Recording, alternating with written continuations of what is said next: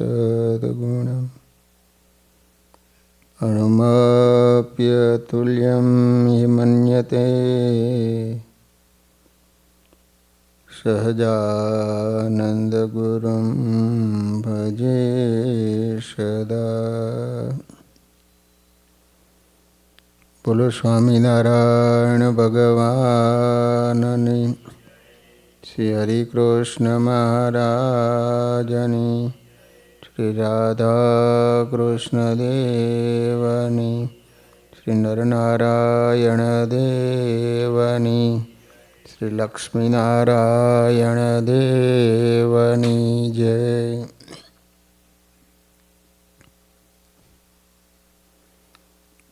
બધા જ હરિભક્તોને ઘણા ભાવથી જય સ્વામિનારાયણ. વાલા ભક્તજનો, આપણે સ્વામિનારાયણ મહાપ્રભુના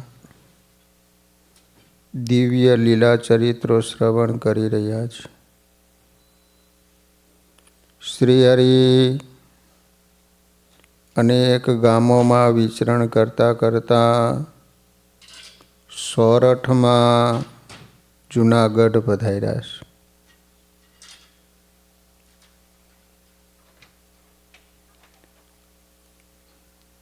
જૂનાગઢમાં એક હરિભગતે કહ્યું કે મહારાજ, અહીં હવે દિવસ ચડી ગયો છે, તડકો ચડશે અને આગળ જમવાનું કાંઈ અનુકૂળ નહીં આવે, માટે અહીં જ ખીચડી બનાવીએ તો. મહારાજને આ વિચાર ગમી ગયો. એટલો વખત પણ આ પ્રેમી હરિભક્તોને સુખ મળે, પોતે તરત કહ્યું, ભલે કરો તૈયારી. શ્રી હરિની મરજી જોઈ સૌ રાજી થયા, સૌ તૈયારીમાં પડ્યા. બાજુમાં જ નરસિંહ મહેતાનો ચોરો હતો. મહારાજે સૌને કહ્યું, ચાલો મહેતાજીને ચોરે. એટલે સૌ મહારાજ સાથે ત્યાં ગયા. મહારાજ સ્થાન જોઈને રાજી થયા. એમને થયું કે નરસિંહ મહેતા જેવા ભક્ત માટે છેવટે આટલી બધી સ્મૃતિ રાખી તે આ લોકના માનવીઓની ખરેખર મોટાઈ ગણે. જ્યારે મહેતાજી હતા ત્યારે તો એમને રંજાડવામાં નાગરી નાયતે પાછી પાની નહોતી કીધી. એમની ભક્તિનો ભાવ કોઈએ પીછાણ્યો નહોતો. મહેતાજી તો નિર્લેપ હતા. એમને તો વૈષ્ણવ સાથે સંબંધ હતો. જે શામળાની ભક્તિ કરે તે જ એમને મન સાચો વૈષ્ણવ. પછી તે ઊંચ હોય કે નીચ, ભગવાનની દ્રષ્ટિમાં એવો ભેદ હોતા નથી. સાચા ભક્તની દ્રષ્ટિમાં પણ નથી હોતા. મહેતાજીની દ્રષ્ટિમાં ક્ષમતા હતી. તેઓ હરિજન વાસમાં કીર્તન ભક્તિ કરવા ગયા અને નાગરી નાયતમાં મોટો ઉહાપો મચી ગયો. એમના માથે માછલા ધોવાયા. એમને લોકો પૂછવા લાગ્યા, જાગ્યા લોક નર નારી પૂછે, મહેતાજી તમે એવા શું? નાયત ન જાણો ને જાયત ન જાણો, ન જાણો કાંઈક વિવેક વિચાર, કર જોડી કહે નરસૈયો, વૈષ્ણવ તણો મને છે આધાર. મહેતાજીને ગાવું પડ્યું કે એવા રે અમો એવા રે, તમે કહો છો વળી તેવા રે. ભક્તિ કરતા જો ભ્રષ્ટ કહેશો તો કરશું દામોદરની સેવા રે. સઘળા સાથમાં હું એક ભૂંડો, ભૂંડાથી વળી ભૂંડો રે. તમારે મન માને તે કહેજો, સ્નેહ લાગ્યો છે મને ઊંડો રે. મહારાજ દુનિયાદારીના ડાપણ ઉપર હસતા હતા. હસતા હસતા તેઓ મહેતાજીના ઓટા ઉપર બિરાજ્યા. તે જોઈને ત્યાંનો બાવો બોલી ઉઠ્યો, અરે મહેતાજીના ઓટા ઉપર કેમ બેઠા? મહારાજે એના તરફ હસીને કહ્યું, કારણ કે અમે મહેતાજીના ગુરુ છીએ. સમજ્યા બાબાજી? આ શબ્દોથી બાવો દબાઈ ગયો. મહારાજે એના તરફ દ્રષ્ટિ કરી, તરત એને સમાધિ થઈ. એમાં એને નરસિંહ મહેતા સ્વામિનારાયણ ભગવાનની સ્તુતિ કરતા હતા એવા દર્શન થયા. રાધા લક્ષ્મી આદિ શક્તિઓ પણ મહારાજની ભક્તિ કરતા દેખાય. બાવાજી સમાધિમાંથી જાગ્રત થયા, તરત મહારાજ પાસે ગયા, શરણારવિંદમાં નમી પડ્યા. મહારાજા આંબલીઓના ઝાડ નીચે આવ્યા. ત્યાં ખીચડી તૈયાર થઈ ગઈ હતી. પોતે સંતોને પીરસ્યું અને પછી પોતે જમ્યા.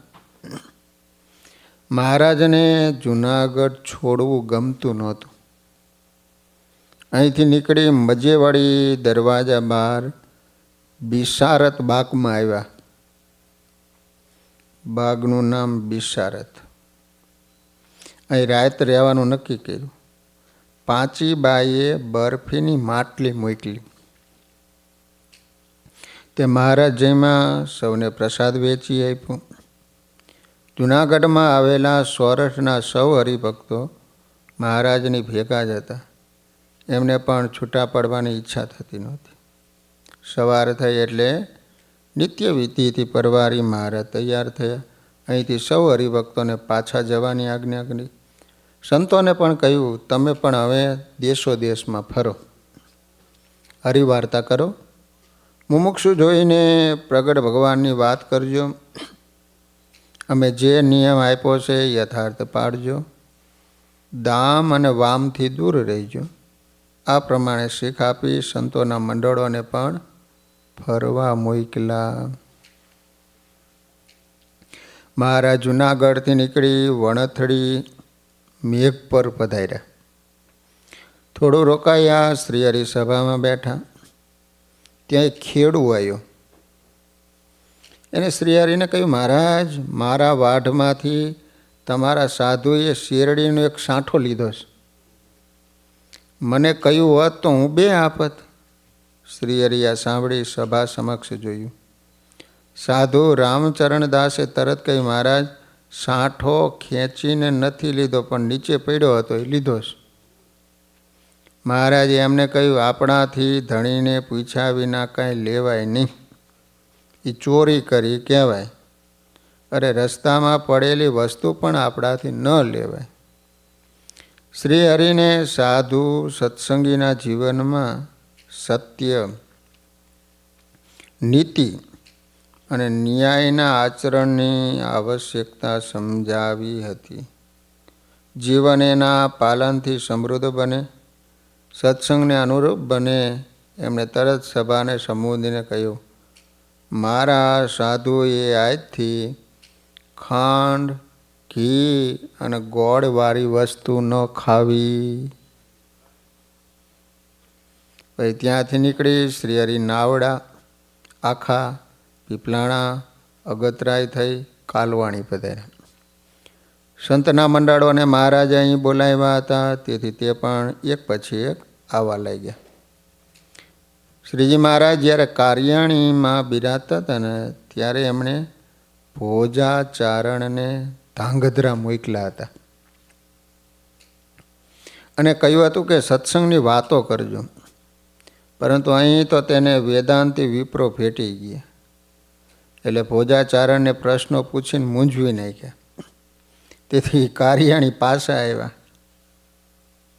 અહીં મહારાજને વાત કરી. મહારાજે મુક્તાનંદ સ્વામીને કહ્યું, તમે ધાંગધ્રા જાઓ, ત્યાંના વેદાંતીઓને સત્સંગની વાતો કરજો. પ્રશ્ન ઉત્તરમાં આકડા ન થવું, શાંતિ અને ધીરજથી પ્રશ્નના ઉત્તર કરવા, નિર્માનીપણું રાખવું. મુક્તાનંદ સ્વામીનું તો આ અંગ હતું, છતાં મહારાજે આ સૂચના એટલા માટે આપી કે એમના મંડળમાં સાધુ ઉશ્કેરાય ન જાય, બધા સરખા ન હોય. મહારાજની આજ્ઞા અનુસાર સદગુરુ મુક્તાનંદ સ્વામી ધાંગધ્રા ગયા. ત્યાં વૈરાગીના અખાડામાં વિતરા. પરંતુ વૈરાગીને તો સ્વામિનારાયણના સાધુ સાથે વેર હતું. એમને તે મુંડિયા કહેતા. એટલે તેણે તરત રાજાને ફરિયાદ કરી કે સ્વામિનારાયણના મુંડિયા અમારા અખાડામાં આવીને ઉતર્યા છે. આપ મદદ કરો, નહીં તો તે અખાડાનો કબજો લઈ લેશે. આ ફરિયાદની સાથે સાથે એને રાજાને ભેટ સોગાદોથી રીઝવી પણ લીધા. એટલે રાજાએ પોતાના માણસોને મોકલ્યા. એ દરમિયાન વૈરાગી બાવાઓએ પણ મુક્તાનંદ સ્વામી અને એમના સાધુને ખૂબ માર્યા. ધાંગધ્રામાં રાજાના સિપાહીઓ આવ્યા ને તેમણે સ્વામીએ ફરિયાદ કરી. એમણે કહ્યું, રાજા પાસે જાઓ, અમને તો હુકમ છે કે તમને અહીંથી કાઢી મૂકવા. સ્વામીએ ધાંગધ્રા નરેશ પાસે જઈને ફરિયાદ કરી. ધાંગધ્રા નરેશે કહ્યું, પાડે પાડા અંદર લડે એમાં અમે શું કરીએ? માટે તમે બંને અંદરો અંદર પતાવી દો. આ સાંભળી સ્વામીએ કહ્યું, નામદાર, અમે તો સાધુ કહેવાય, અમારાથી એવું ન થાય. તેથી જ આપ જો વચ્ચે પડો તો અમારી કંઈક રક્ષા થાય. પરંતુ કાંઈ દાદ મળી નહીં. તેથી સ્વામી પોતાના મંડળે સહિત ત્યાંથી નીકળી અને મહારાજની પાસે આવ્યા. આ સમાચાર ગામો ગામ ફેલાયા. બાવાઓની જમાતે નક્કી જ કરી લીધું કે સ્વામિનારાયણના મુંડિયાઓને મારવા, એમનું નામ નિશાન મિટાવી દેવું. મનુષ્યને સાચો માનવ બનાવવા સંસારનો ત્યાગ કરી જેમને ભેખ લીધો હતો એમને આજે ભેખ ઉતાર્યો. સ્વામિનારાયણના સાધુઓ માણસમાંથી લુપ્ત થયેલી માણસાઈ સજીવન કરતા હતા. એમનું જીવન શુદ્ધ કરીને શ્રેય અને પંથે એમને વાળતા હતા. સમાજમાં એમના ઉપદેશની આચરણની અસર થઈ હતી. લોકોમાં સાધુની સાધુતા વિશેના ખ્યાલો જાગૃત થયા હતા. બાવાઓને આ ગમ્યું નહીં. અફીણ, ગાંજો અને ભાંગ પીનારા, શસ્ત્રો રાખનારા, વામ અને દામના ઉપભોગમાં રાચતા કેવળ ભગવાધારીઓને લોકો હવે બાવા કહેવા લાગ્યા. એમના પ્રત્યેનો એમનો આદર ઓછો થયો. બાવાઓનું આ દુઃખ હતું. એમની એ ફરિયાદ હતી કે સ્વામિનારાયણના મુંડિયા અમારા શિષ્યોને ભોળવી લેશે, પોતાના કરી લેશે. તેથી એમને ભાંગ, ગાંજો, અફીણ મળતા નથી. દામનું કોઈ દાન કરતું નથી. આવા ભયંકર અત્યાચારનું આચરણ કરનાર સ્વામિનારાયણના મુંડિયા હવે જ્યાં દેખાય ને ત્યાં એને ઝાલવા. એમની કંઠી, જનોઈ, ચોટી કાપી નાખવા, તુંબડા ફોડી નાખવા, મૂર્તિ તોડી નાખવી, આપણી રામકીઓ વચ્ચે એમને બેસાડવા, એમને તોબા પોકારવા દેવી, એમને તોબા પોકરાવી દેવી. આ નિર્ણયની સાથે સ્વામિનારાયણના સાધુઓ સામે જેહાદ શરૂ થઈ. શ્રીજી મહારાજના આ સંતો જ્યાં જ્યાં ગયા ત્યાં એને વૈરાગી બાવાઓએ પકડ્યા. એમના તિલક ભૂસી નાખ્યા, કંઠી જનોઈ તોડી નાખી, ચોટલીઓ ખેંચીને કાપી નાખી, ભિક્ષાપાત્રમાં અભક્ષ્ય વસ્તુઓ નાખવા માંડી, એમની પૂજાની મૂર્તિઓ તોડી નાખી, પૂજા, વસ્ત્રો, પુસ્તકો ઝૂંટવી લઈને ફેંકી દીધા. કેટલાકની તો અલ્ફીઓ પણ ઉતારી લઈ એક કોપીન ભર રહેવા દે. રામકીઓને સામે લાવી એમનો પરાયણે સ્પર્શ કરાયો, માર માર્યો. આમ અનેક પ્રકારે ઉપાધિની આંધી વરસાવી. ક્ષમાશીલના સંતોએ આ બધું મૂંગે મોઢે સહન કર્યું. અન્ન વિના ટળવળિયા મારના દુઃખથી ત્રાસી ગયા. પરંતુ મહારાજની આજ્ઞા હતી કે સહન જ કરવું. આવું દુઃખ સહન કરવાથી પૃથ્વીનો ભાર ઓછો થશે. ધર્મનું, સત્યનું, અહિંસાનું પ્રસારણ દઢ થશે. આ બધા મંડળો કાલવાણી આવ્યા. મહારાજે તમામને તેડાવ્યા હતા. મહારાજના દર્શન માત્રથી સૌ ત્રાસનું દુઃખ ભૂલી ગયા. સંતાપ સર્વે સમી ગયા. મહારાજના સાનિધ્યની સંજીવની એમને સ્પર્શી ગઈ. પરંતુ મહારાજે એના દેહ જોયા. દેહ કૃશ થઈ ગયા હતા. કેટલા એના દેહ ઉપર મારના સોળ દેખાતા. તુંબડા, પત્તર, જોડીઓ, પૂજા વગેરે સામગ્રીઓ કોઈની તો છૂટવાઈ ગઈ હતી. જેની પાસે હતી તૂટેલી અવસ્થામાં હતી. મૂર્તિઓ ખંડિત કરી નાખી હતી. જનોય અને કંઠી વગરના દેહ અડવા દેખાતા હતા. મહારાજા જોઈ રહ્યા, એમની આંખોમાંથી આંસુ ટપકવા લાગ્યા. પછી મહારાજે મોટા સંતો સમક્ષ જોઈને કહ્યું, હવે અમારી એક આજ્ઞા છે તે પાડો. આ જનોય, આ કંઠી, આ ચોટી કાઢી નાખો. પૂજાના બંધનો કાઢી માનસી પૂજાનું સુખ લો. આ બાહ્ય ચિહ્નોથી, ઉપકરણોથી તમને સૌ સ્વામિનારાયણના સાધુ માનીને દુઃખ દેશે ને, તેથી અલક્ષ્યપણે રહીને પરમહંસ દશા ગ્રહણ કરો. આ સાંભળી એક સંતે કહ્યું, મહારાજ, અમે એવી પરમહંસ સ્થિતિ તો પામ્યા નથી. તેથી ધર્મનું આચરણ છોડી દેવાથી અમારી સાધનામાં વિઘ્ન તો નહીં આવે ને? ધર્મનું આચરણ તો પરમહંસ સ્થિતિ પ્રાપ્ત થયા પછી મૂકવાનું નથી, અને તમારે તો કેવળ મારી આજ્ઞાથી દેહ કરીને બાહ્ય આચરણનો ત્યાગ કરવાનો, પરંતુ મનને તો માનસી પૂજા અને ધાર્મિક ભાવથી હંમેશા સભર જ રાખવાનું છે. મહારાજે ધીરે રહીને સમજાવતા કહ્યું, મહારાજે અત્યાર સુધી વિધિ નિષેધના નિયમો આ સંતો પાસે દ્રઢપણે પડાવ્યા હતા. વળી એમના અંતરમાંથી વિષયની આસક્તિ નાશ પામી અને એમની સાધનાની વહેલી સમાપ્તિ થાય તે માટે બીજા અનેક નિયમો પણ એમને આપ્યા. બધા જ નિયમોના બાહ્ય આચારનો આજે ત્યાગ કરી દેવો તે એમને સૌને કઠણ પડતું હતું. એમની મૂંઝવણ જોઈ મહારાજે કહ્યું, જુઓ, વિષમ દેશકાળને લઈને પાંડવો પણ શ્રી કૃષ્ણની આજ્ઞાથી પોતાનો બાહ્ય વેશ, ચિહ્નો, આયુધો બધા એનો ત્યાગ કરીને ગુપ્ત વેશે વિરાટનગરમાં રહ્યા હતા. તેથી શું એમનું ક્ષત્રિયપણું મટી ગયું હતું? એમ તમારે પણ અમારી આજ્ઞાથી પરમહંસ દશા ગ્રહણ કરવાની. દેશકાળ વર્તવાનો છે, એમાં તમને સૌને સુખ થશે અને આપણું કાર્ય પણ નિર્વિઘ્ને પાર પડશે. 26 વર્ષના આ યુવાનની વાકધારા સૌના અંતરમાં સોંસરી ઉતરી ગઈ. વડીલ અને વૃદ્ધ તમામ સાધુઓને આ શબ્દોએ અસર કરી. શ્રી હરિ દિવ્ય ભાવમાં આવી ગયા હતા. એમના સ્વરૂપમાંથી સૌને સ્ત્રી અને ધનના ત્યાગીઓના વૃંદો નીકળતા દેખાય. ભારતની ઉત્તરે, પૂર્વે, દક્ષિણે અને પશ્ચિમે આ વૃંદો ફેલાતા ગયા. સંતોનો ઉજળો આદર્શ સર્વ ઠેકાણે વ્યાપી જતો તેમને દેખાવા લાગ્યો.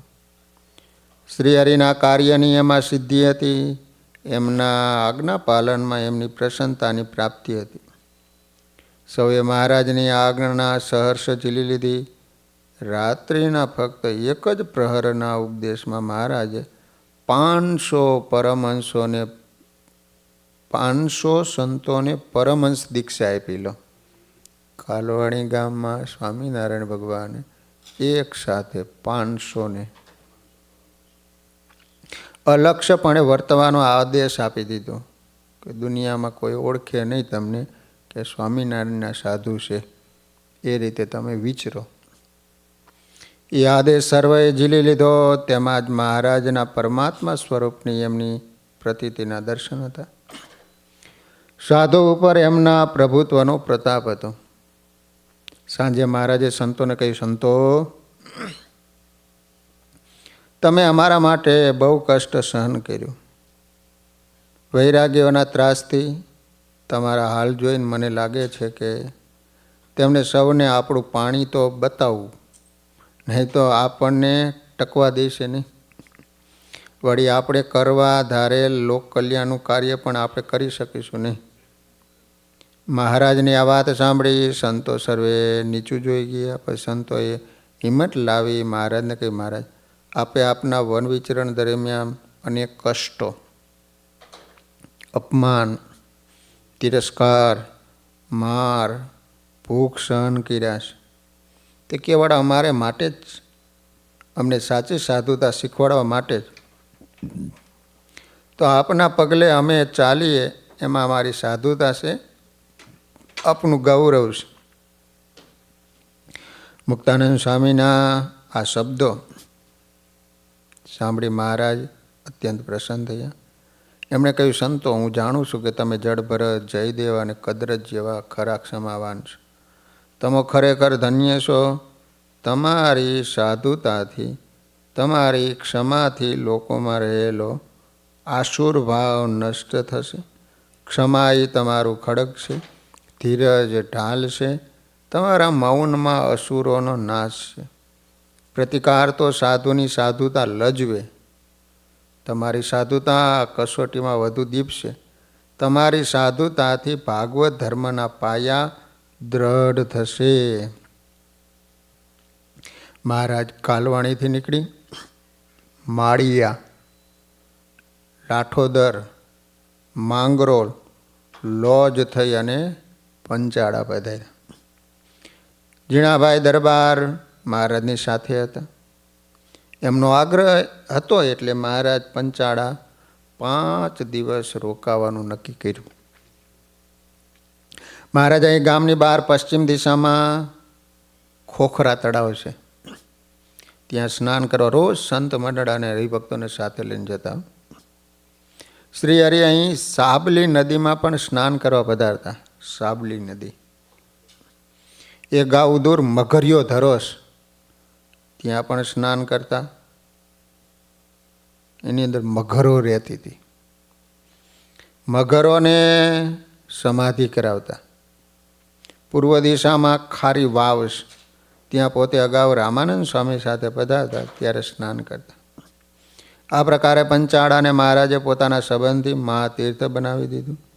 પ્રસાદીભૂત સ્થાનોથી આ તીર્થનું મહાત્મ્ય વધ્યું. ઠાકોર ઝીણાભાઈનું પણ ગૌરવ વધ્યું, ભક્ત તરીકેનો મહિમા પણ વધ્યો. મહારાજ પંચાળાથી નીકળી અને સુત્રેજ, બાલાગામ, માણાવદર, ગણોદ પધાર્યા. ગણોદ અહીં ભાદરના તટ ઉપર બાગમાં ઉતારો કર્યો, ત્યાં રાત રહ્યા. પછી જાડીએ પધાર્યા. વેણુ નદીમાં સ્નાન કર્યું. જાડિયામાં વેણુ નદી છે, વેણુ. ત્યાંથી ભાયાવાદર થઈને ઉપલેટે પધાર્યા. અહીં મોજ નદીના પૂર્વ ભાગમાં દરબારનો બાગ હતો. ત્યાં સોમનાથ મહાદેવના મંદિર પાસે વડ છે, ત્યાં ઉતર્યા. ચૈત્રનો તાપ સખત હતો, તેથી ત્યાં નાહવાની ઈચ્છા થઈ. હરિભક્તો સૌ આવ્યા હતા, તેથી તેમણે મહારાજને કૂવાની પાસે કુંડી સાફ કરી એમાં બેસાડ્યા. કૂવામાંથી પાણી સિંચવા માંડ્યા. મહારાજ 1000 ઘડા પાણીથી નાહ્યા. બોલો, 1000 ઘડા. પછી વસ્ત્ર બદલી કદમના ઝાડ નીચે પધાર્યા. અહીં નારાયણ જોશીએ સર્વ સંઘ માટે સુંદર પકવાનોની રસોઈ બનાવી તૈયાર રાખી હતી. મહારાજ ભાવપૂર્વક જેમાં સંતો પાર્ષદોને પણ જમાડ્યા. સાંજે ત્યાંથી નીકળી ભાડેર, ધોરાજી, ગાલોડ થઈ, તોરી થઈ દેરડીએ પધારી. ત્યાંથી કોટડે, અહીંના નૃપતિ પીઠાવાળાએ અને 5 પુત્રો સુરો, માત્રો, રાણી, હાથીઓ અને ગોળણ, એમણે સૌએ શ્રી હરિની સેવા કરી.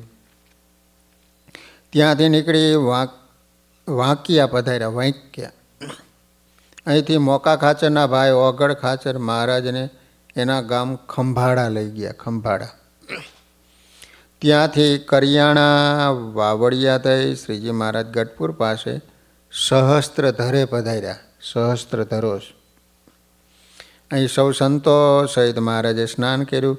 અક્ષય તૃતીયાના દિવસે મહારાજ ગઢપુર પધાર્યા. ત્યાંથી મહારાજ નીકળી ભાદરા વૈશ્રામ ભગત સુથાર હતા. સુથાર ત્યાં ઉતર્યા. ભાદરા ગામમાં મૂળજી વિપ્ર તથા એમના ભાઈ સુંદરજી, ડોસાભાઈ, રત્નાભાઈ વગેરે હરિભક્તો વૈશ્રામભાઈને ત્યાં મહારાજના દર્શન કરવા આવી ગયા. સૌએ પોતપોતાના ઘરે જમવા આવવા મહારાજને આમંત્રણ આપ્યું. મહારાજે કહ્યું, તમે એક પછી એક વારા કરો. એ પ્રમાણે જેને ત્યાં જમવાના અમારા વારા હશે તેને ત્યાં અમે જઈશું. તમે બધા વૈશ્રામ સુતારને કહી દીજો. ભાદરા પહોંચવાની મહારાજને ઉતાવળ હતી, પણ અહીં આવ્યા પછી તેમને નિરાંત હતી. અહીંથી નીકળવાની ઉતાવળ નહોતી. તેથી વૈશ્રામ સુતારે મહારાજને કહ્યું, મહારાજ 30 દિવસના આમંત્રણ તો આવી ગયા, અને વળી આવતા જાય છે. તે સાંભળી મહારાજે કહ્યું 30 દિવસ બસ છે, બીજા આમંત્રણ હોય તો હાંજે સવારે એમ ગોઠવજો. પછી પૂછ્યું અમારા મૂળજી ભગતને ત્યાં જમવાના વારા ક્યારે આવે? વિશ્રામભાઈ કે મારે લગભગ 6-7 દિવસ પછી આવે. મહારાજી સાંભળી રાજી થયા. મૂળજી ભગત એટલે ગુણાતીતાનંદ સ્વામી.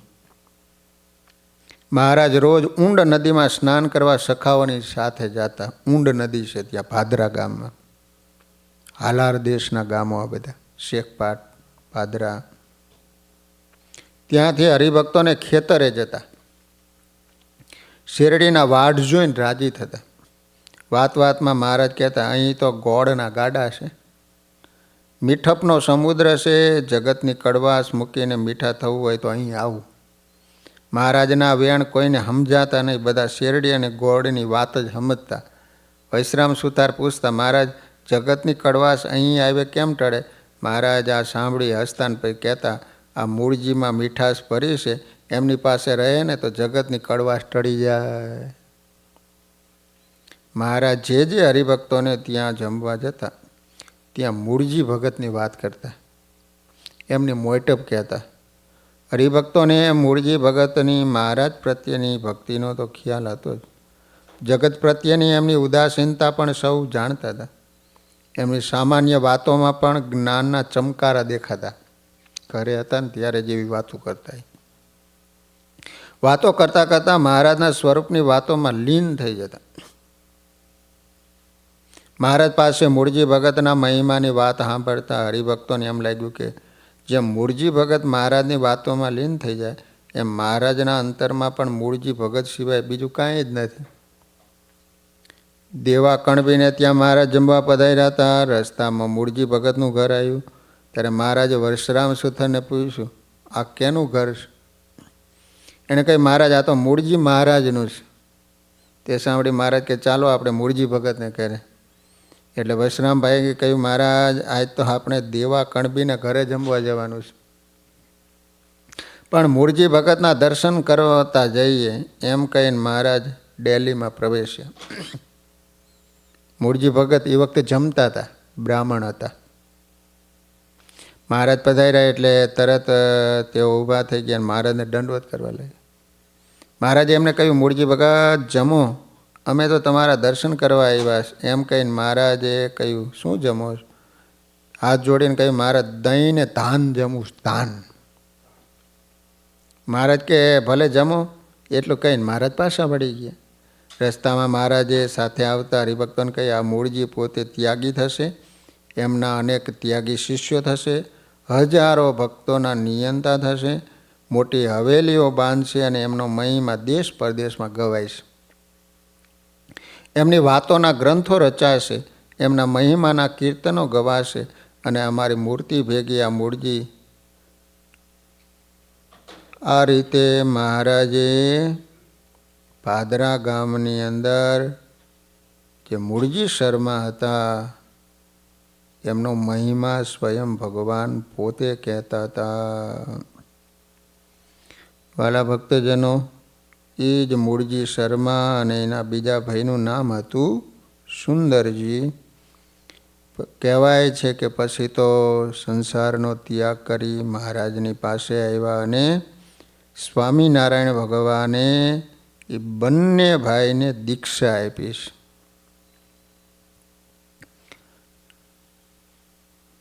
સ્વામિનારાયણ ભગવાને મૂળજી જ્યારે શેરડીમાં પાણી વાળતા હતા ત્યારે મહારાજે દર્શન દઈને કીધું કે મૂળજી બ્રહ્મતેજ ક્યાં સુકાઈ ગયું? શું કરવા માટે આવ્યા છે ને શું કરી રહ્યા છો? બસ આટલા શબ્દોએ મૂળજી શર્માએ સંસારનો ત્યાગ કરીને મહારાજની પાસે આવતા રહ્યા. મહારાજને ભાદરાથી હવે કચ્છમાં જવું છે. બંધિયામાં પૂજના સુંદરજી સુથારે મહારાજની આજ્ઞાથી દાઢી મૂછ મુંડાવી ત્યાગાશ્રમ ગ્રહણ કરી કાશીએ જવા તૈયારી કરી હતી. એનું એમને સહેજ માન આવી ગયું હતું. મહારાજે તો તરત એમનો ત્યાગાશ્રમ ઉતરાવી ગ્રસ્તાશ્રમ લેવડાવ્યો હતો. છતાં તે સમયે એને મહારાજને સંભળાવ્યું હતું કે મહારાજ આવી કસોટી બીજા કોઈની કરશો નહીં. લો, સુંદરજીભાઈને અભિમાન આવી ગયું કે મહારાજે કીધું હું સાધુ થઈ ગયો. તરત એમ દીવાન હતા. મહારાજે પાછું કીધું કે હવે તમે પહેલાંના કપડાં પહેરી લો.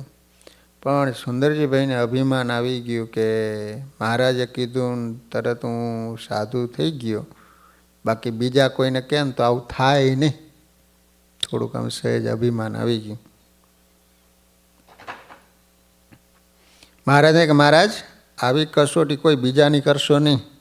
હું તો પાર ઉતરી ગયો, પરંતુ બીજાથી આવું થઈ શકે નહીં. મહારાજ એમના મર્મના વચનો સમજી ગયા હતા. એમાં મદ હતો, વળી ખાવા ન મળતું હોય, દરિદ્રતા હોય એવા સાધુ થાય, એવી ભાવના પણ એમના આ શબ્દમાં હતી. એને એમ કે ખાવા ન મળતું હોય ને એ સાધુ થાય એમ. આથી મહારાજે એનું માન ઉતારવા અહીંથી એક પત્ર લખ્યો, હરિભક્ત ઉપર લખાયો અને આજ્ઞા કરી. બંધિયામાં સ્વામિનારાયણ ભગવાને એક પત્ર લખાય. માચા ખાચર, અલૈયા ખાચર, સોમલા ખાચર, સુરા ખાચર, માત્રા ધાધલ, નાજા જોગિયા, આથિયો પટગર, મામૈયા પટગર, વીરાભાઈ પટેલ, લાધા શેર, કલાભાઈ, અજા પટેલ, જીવરાજ પટેલ, કમરસિંહભાઈ, મૂળજીભાઈ, વેરાભાઈ, ડોસાભાઈ તથા અમરા પટગર આદિ આ પત્ર મળે તરત ઘર છોડી જેતલપુર જજો. ત્યાં ભાઈ રામદાસ પાસે દીક્ષા લઈને સૌ કાશીએ જજો. બીજો પત્ર ગોવિંદાનંદ સ્વામી ઉપર જેતલપુર લખ્યું. એમાં લખ્યું, કરજી સણથી નાના ભાઈને તેડાવજો અને જેતલપુરમાં યજ્ઞ કરવાની તૈયારી કરાવજો. અમારાથી અવાય તો અમે આવીશું. આવી રીતે મહારાજે 2 પત્રો ખેપિયાને આપી અને રવાના કર્યો. ખેપિયો પત્ર લઈ ગામો ગામ ફેર્યો. જેના જેના નામો લખ્યા એ બધા જેતલપુર જવા ચાલી નીકળ્યા. રસ્તામાં મેથાણ આવ્યું. ધાંગધ્રા રાજવીના માનીતા અને આખા ઝાલાવાડ દેશમાં પ્રતિષ્ઠિત અહીંના અજા પટેલ આવો મોટો સંઘ પોતાને ત્યાં આવ્યો. ખૂબ રાજી થયા. વળી એ જ દિવસે એના ભાણેજ કલ્યાણદાસના લગ્ન ત્યાં હતા. કડુથી જાન આવી હતી. શ્રીજી મહારાજના આવા એકાંતિક ભક્તોના શુભ આશીર્વાદ પોતાના ભાણેજને એના લગ્ન પ્રસંગે મળે એથી બીજું રૂડું શું હોય. અજા પટેલે સૌ સત્સંગીઓને આવકાર્યા. સૌ અજા પટેલની સાથે લગ્ન મંડપમાં ગયા. અજા પટેલે ભાણેજને બોલાવ્યા. મીંઢણ બંધા ભાણેજ મામા પાસે આવ્યા. મામાએ કહ્યું, મહારાજની કૃપા તો જુઓ, આજે તારા લગ્ન પ્રસંગે આ બધા સત્સંગીઓ આપણે આંગણે આવી ગયા, માટે પગે પડીને આશીર્વાદ લઈ લે. કલ્યાણદાસ સૌ હરિભક્તોને પગે લઈ ગયો. પછી અજા પટેલે સૌને કહ્યું, અત્યારે અમે ઠાકોરજીનો પ્રસાદ લઈને જ તમારે જવાનું છે. એટલે કહ્યું, પટેલ અમારાથી રોકાવાય એવું નથી, ઉતાવળ છે, મહારાજની આજ્ઞા છે, તમને પણ તેડા છે, લ્યો આ કાગળ વાંચો. અજા પટેલે કાગળ લીધો. એમાં લખ્યું હતું, માચા, સુરા, સોમલા, મામૈયા, અજા, વીરદાસ આદિ સૌ ભક્તો ઘરમાં હો કે સીમમાં જ્યાં હો ત્યાંથી ખાવું પીવું પડતું મૂકી ઊભા હોય ત્યાંથી તત્કાળ ચાલી નીકળજો. કર્મયોગી તથા સાંખ્યોગી હરિજન જેને નીકળાય સંસારનો ત્યાગ કરી નીકળજો. અમારું બહુ જ ગમતું છે. રાજાનો કુંવર હોય એને એમ કહેવું કે તમે ઘેર રહો, અને તેમ છતાં જો નીકળે તો એની ઉપાધિ અમે ભોગવીશું. પત્ર વાંચ્યો. અજા પટેલના મુખ ઉપર આનંદની રેખાઓ પથરાઈ ગઈ. અને પછી તો કલ્યાણદાસ એનો ભાણિયો હતો ને કે મામા શાનો પત્ર છે. પત્ર વાંચ્યો અને તરત જ તે પણ જવા માટે તૈયાર થઈ ગયા. અને પછી તો કહેવાય છે કે એ 18 પરમહંસો અને 19માં કલ્યાણદાસ મહારાજની પાસે કચ્છમાં પધારે છે. પછી તો આ રીતે પ્રતિષ્ઠિત પુરુષો પોતાનું ઘર, સગા સંબંધી, મિલકત, ગરાજ છોડી ત્યાગી થઈ ગયા. મહારાજનું આ જ મોટું ઐશ્વર્ય હતું.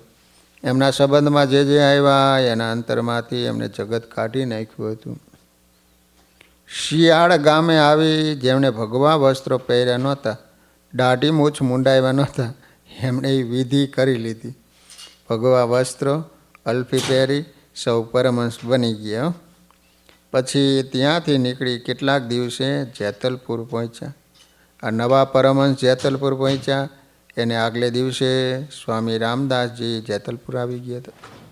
એમને પરમહંસોને જોઈને કહ્યું, મહારાજે મને કાલે રાત્રે દર્શન દઈને કહ્યું નવા પરમહંસો જેતલપુર આવે માટે જલ્દી જેતલપુર પહોંચી જાઓ.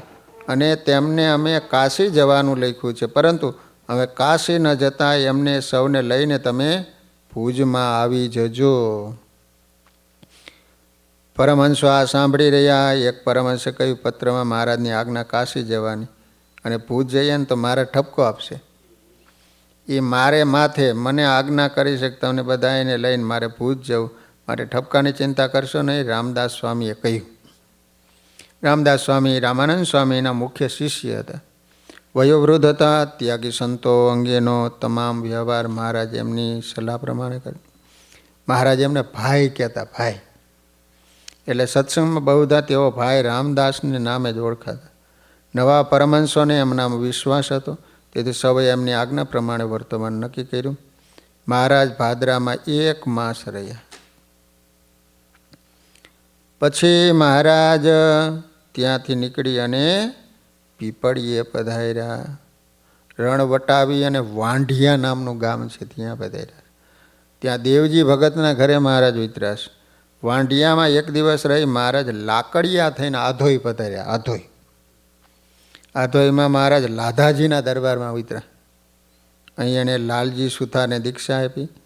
તેની તેમને સ્મૃતિ થઈ આવી. વૈરાગ્ય મૂર્તિ લાલજી સુથારે શ્રીહરિની આજ્ઞા એક ક્ષણમાં ગ્રહસ્થાશ્રમનો સ્વાંગ ત્યજી ત્યાગાશ્રમ સ્વીકારી લીધો. એ પ્રસંગ મહારાજની આંખો સમક્ષ આવી ગયો. દીક્ષા આપી હતી ને લાલજી સુથારને, નિષ્કુળાનંદ સ્વામી નામ પાડ્યું હતું. મહારાજની આંખો બંધ હતી, હાથમાં માળા હતી. તે જોઈ લાધાજી દરબારે મહારાજને પૂછ્યું, મહારાજ અમે તો તમારા ભગત છીએ, તમે ભગવાન છો, તેથી અમે તો તમારી માળા ફેરવીએ, પણ તમે કોની માળા ફેરવો છો? મહારાજ આ સાંભળીને હસ્યા. તેમણે કહ્યું, દરબાર અમે અમારા ભગતની માળા ફેરવીએ છીએ. ભગત જેમ ભગવાનને ભૂલતા નથી, તેમ અમે પણ અમારા ભક્તોને ભૂલતા નથી. અહીં લાલજી સુથારે અમારા વચને દીક્ષા લઈ લીધી હતી, આવું કરવું કઠણ છે. લાધાજી દરબારને આ પ્રસંગ યાદ આવી ગયો. એને કહ્યું કે હા મહારાજ, એ ખરેખર એવા વૈરાગ્યવાળા છે. આપણા ગયા પછી એને વૈરાગ્યના પદો ગાયા, એથી આખા ગામને વૈરાગ્યનો રંગ ચડી ગયો હતો. તેથી કોઈ જગત ડાયાએ એમને કહ્યું, સાધુરામ રાખો, હવે રાખો, તમારા પદ સાંભળીને તો આખું ગામ ત્યાગી થઈ જશે. એમની વાણીમાં આવું બળ છે. એ એવા છે તો બીજાને રંગ ચડી ગયો, પણ અંતરમાં જ વૈરાગ્યનું ધર્મ કોઈ ભક્તિનું ઠેકાણું ન હોય, એનાથી બીજાને શું રંગ ચડે? ઉલટા મોડા પડી જાય. મહારાજે કહ્યું, લાધાજીને મહારાજનો મહિમા સમજાયો. એમનામાં ખરેખરા ભક્ત પ્રત્યે ભક્તિનો ભાવ હતો. રાયધણજી અને અદોજી એ બંને ભાઈઓએ મહારાજની સેવા બહુ કરી. રાયધણજીના માતૃશ્રી જીજીબાઈએ અને મોટીબાઈએ શ્રીહરિ અને એની સાથેના સાધુ પાર્ષદો હરિભક્તો માટે રસોઈ કરી. સૌએ ભાવપૂર્વક જમાડ્યા અને પછી મહારાજ પોઢી ગયા. મહારાજ સમક્ષ હરિભક્તોની સભા થઈ જતી. સૌ મહારાજ સામું સ્થિર દ્રષ્ટિએ જોઈ રહેતા, વાતો સાંભળતા, એક ચિત્ત થઈ જતા. મહારાજ નદીએ નાવા પધારે ને ત્યારે પણ મહારાજની સાથે ને સાથે સૌ રહેતા. બાઈઓ પણ મહારાજના આવવાની વાટ જોતી. આવા પ્રેમી ભક્તોને જોઈ મહારાજ આધોઈમાં થોડાક દિવસ રોકાયા. પછી મહારાજ ભચાઉ થઈ અને સંવંત 1864માં આસો કૃષ્ણ પક્ષમાં ભુજમાં હિરજીભાઈને ત્યાં પધાર્યા. આસો મહિનામાં નવા પરમહંસોને મહારાજ અહીં દીક્ષા આપવાના. તેથી સદગુરુ મુક્તાનંદ સ્વામી, બ્રહ્માનંદ સ્વામી, વ્યાપકાનંદ સ્વામી, આનંદાનંદ સ્વામી, સ્વરૂપાનંદ સ્વામી વગેરે સંતો પણ પોતપોતાના મંડળો સાથે આવી ગયા હતા. મહારાજ હિરજીભાઈને ત્યાં સભામાં બિરાજમાન હતા. એ વખતે ત્યાં લાધીભાઈ અને એના ભાઈ શિવરામ મહેતા, લાધીભાઈ બ્રાહ્મણ હતા, હરજીવન મહેતા આવ્યા. તેમને સંકલ્પ થયો હતો કે અહીં મહારાજ અન્નકૂટનો ઉત્સવ કરે તો આનંદ આવે. એમના સંકલ્પ જાણીને મહારાજે કહ્યું, શું સંકલ્પ કરો છો? ત્યારે શિવરામભાઈ અને હરજીભાઈને કહ્યું, મહારાજ અમારી ઈચ્છા છે કે અમારા ઘરે અન્નકૂટનો ઉત્સવ કરો એવી અમારી વિનંતી છે. કારણ કે ત્યારે તો મંદિર થયું નહોતું 64ની સાલમાં. તે સાંભળી મહારાજે કહ્યું, તમારી ઈચ્છા છે તો અન્નકૂટ ઉત્સવ તમારે ત્યાં જ કરીશું. થોડા દિવસમાં અહીં નવા પરમહંસો આવશે, એમને સૌને પણ અન્નકૂટ સુધી અહીં રાખીને સુખ આપવું છે. પોતાના સંકલ્પને જાણે મહારાજે અન્નકૂટ ઉત્સવ કરવાનું કહ્યું. તેથી શિવરામ મહેતા, હરજીવન મહેતાને અત્યંત આનંદ થયો. પોતાને ઘેર મહારાજ બિરાજે, કથા વાર્તા થશે, પરમહંસોના દર્શન પણ થશે અને અન્નકૂટનો ઉત્સવ થશે. આ દિવ્ય સુખના વિચારથી એના અંતરમાં આનંદના ઓઘ ઉભરાયા. હીરજીભાઈને પણ આનંદ થયો કે મહારાજ ઉત્સવ કરશે, સંતો આવશે, હરિભક્તો આવશે. મહારાજના ચરણનો સ્પર્શ કરીને બોલ્યા કે મહારાજ આપ તો ભક્તોના મનોરથ પરિપૂર્ણ કરવાનો સંકલ્પ કરીને પૃથ્વી ઉપર પ્રગટ થયા છો. આપની કૃપાના અધિકારી અમે બનીએ એવી દ્રષ્ટિ અમારા ઉપર રાખજો. અમારા સ્વરૂપની નિષ્ઠા દ્રઢ રહેશે તો કૃપા પણ સદા રહેશે.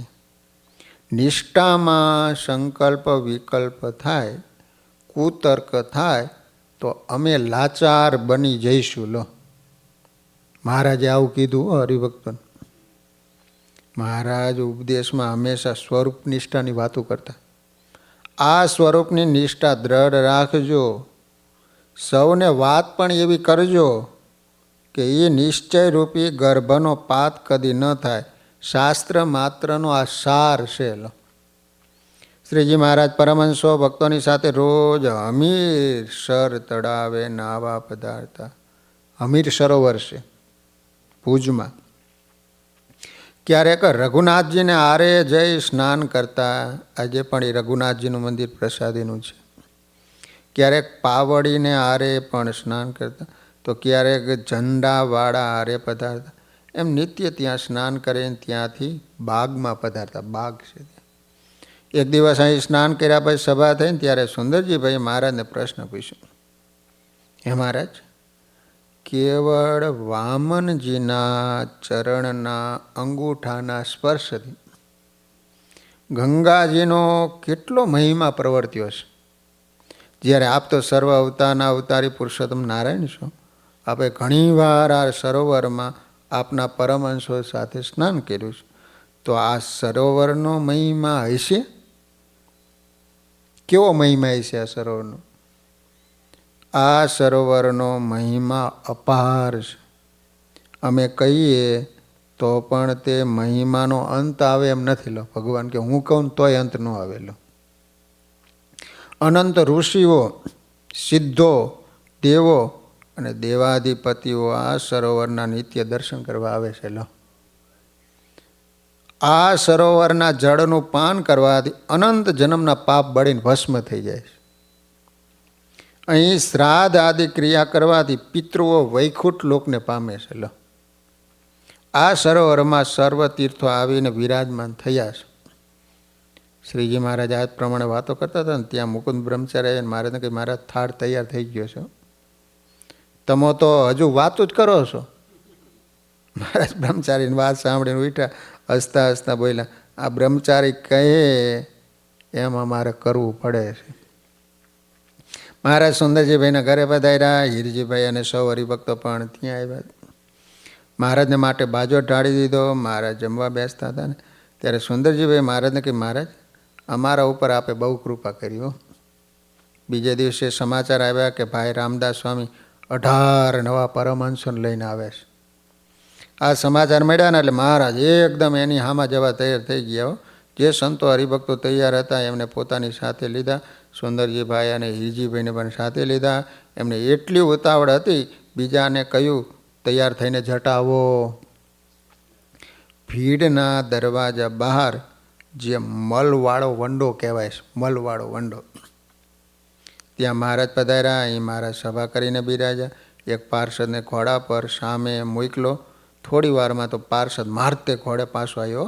મહારાજને દંડવત કરીને કહ્યું કે મહારાજ મંડળી સ્વામિનારાયણની ધૂન બોલતા બોલતા આવી રહી. માચો લઈ બધા ભગવામાં બહુ સારા શોભે છે. મહારાજ આ સાંભળીને તરત ઊભા થઈ ગયા. મહારાજે સૌને કહ્યું ચાલો આપણે પણ સામે જવું.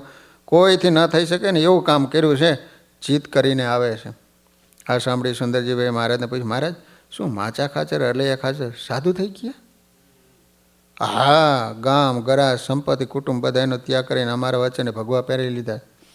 આવા 2 નથી, 18 આવે છે. સુખ સંપત્તિ લોકની મોટો બધાનો ત્યાગ કરીને ચાલ્યા આવે. મહારાજે સૂચક દ્રષ્ટિથી એની સામે જોતા કહ્યું, સુંદરજીભાઈ તો આ સાંભળીને ઊંડા જ ઉતરી ગયો. મહારાજે એમનો હાથ પકડીને કહ્યું, ચાલો જે ખરેખરા દાસ થયા છે એના દર્શન કરવા. મહારાજ સાથે સુંદરજીભાઈ ઘોડે બેસીને ચાલ્યા. નવા પરમહંસો શિકારપુરનું રણ ઉતરી પચાવું થઈને ધમડકે આવ્યા. ત્યાંથી ચાંદ્રાયણી અને ધીણેટી થઈને ભુજનગર આવતા. થોડે છેટે ગયા સામે પરમહંસની મંડળી દેખાણ્યું. ઝાંજ પખાજ કરતાલા નાદે સ્વામિનારાયણના મંત્રનું ઊંચા સ્વરે ગાન કરતા, બ્રહ્મની મસ્તીમાં ડોલતા, મહારાજના દર્શનની ઉત્સુકતાથી ઉતાવળે ડગલે ચાલતા સૌ આવી રહ્યા. તો આ રીતે ગાતા વાતા આવતા. મહારાજ એમને જોઈને ઘોડા ઉપરથી એકદમ ઉતરી ગયા. ખભા ઉપરનો ખેસ ભેટે બાંધ્યો હતો ને, મહારાજ ત્યાં જ આ મંડળને દંડવત કરવા લાગ્યા. 1 2 3 અને મહારાજે સામે પગલે એ રીતે દંડવત કરતા ચાલ્યા. બધા આશ્ચર્યવત જોઈ રહ્યા. સ્વામી ભાઈ રામદાસે આ જોયું, એકદમ દોડ્યા, મહારાજની પાસે આવી, મહારાજને પકડી લીધા. મહારાજને કહ્યું, મહારાજ તમે આ શું કરો છો? દંડવત મારા સંતોને, મારા ભક્તોને, મારા વચને સગા સંબંધી ગામ ગરા સાહેબી બધાની મમતાનો એક ક્ષણમાં ત્યાગ કરીને પરમહંસ બની આવ્યા, એટલે હું એમને દંડવત ન કરું? બીજા કોને કરું? મહારાજ ગદગદ થઈને બોલ્યા, ભાઈ આ તો એમણે ઇતિહાસ સર્જી દીધો છે, ઇતિહાસ. એટલું કહીને મહારાજ રામદાસ સ્વામીને ભેટી પડ્યા. ધીરે ધીરે નવા પરમહંસો મહારાજને દંડવત કરી પાસે આવતા ગયા. મહારાજ બધાને ભેટતા ગયા. એટલામાં સુંદરજીભાઈ પૂછ્યું, મહારાજ આ સુરો ખાચર પણ પરમહંસ બન્યા? મહારાજે કહ્યું, જેને જેને કલ્યાણની ગરજ હતી એમને રાજી કરવા હતા બધા આવ્યા છે. સુંદરજીભાઈનું મોઢું પડી ગયું. એમને બંધિયામાં મહારાજને કહેલા શબ્દો યાદ આવી ગયા. એમને થયું કે હું તો રાજ્યનો એક સામાન્ય કારભારી, આ તો બધા ગામ ધણી છે. સંસાર મૂકીને સાધુ થઈ ગયા. મને મારી મોટપનું માન આવી ગયું હતું, જ્યારે આ બધા મોટપ છોડી નિર્માની થઈને આવ્યા છે.